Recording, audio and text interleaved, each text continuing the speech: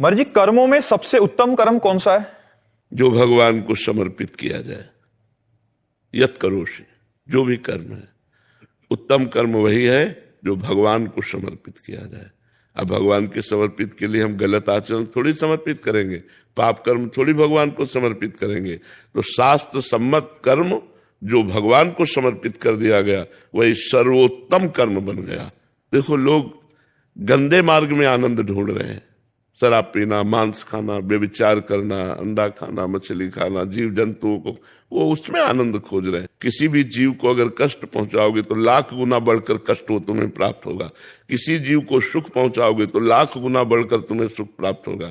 इसलिए कभी भी किसी जीव को कष्ट ना पहुंचाना।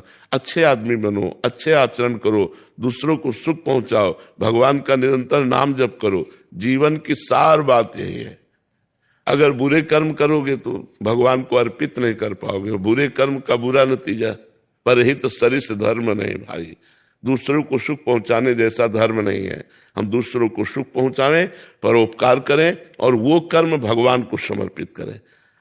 अपने लिए सब कर्म करते हैं, लेकिन भगवान के लिए जब वही कर्म किया जाता है, जैसे हम रसोई बना रहे हैं, पेट हमारा ही भरेगा, लेकिन हमारी भावना है भगवान को भोग लगाना। और पवित्र रसोई बना के भगवान को भोग लगाया, फिर प्रसाद पाया, तो सारे दुखों का नाश करके, बुद्धि शुद्ध करके भगवान की भक्ति प्रकाशित कर देगा।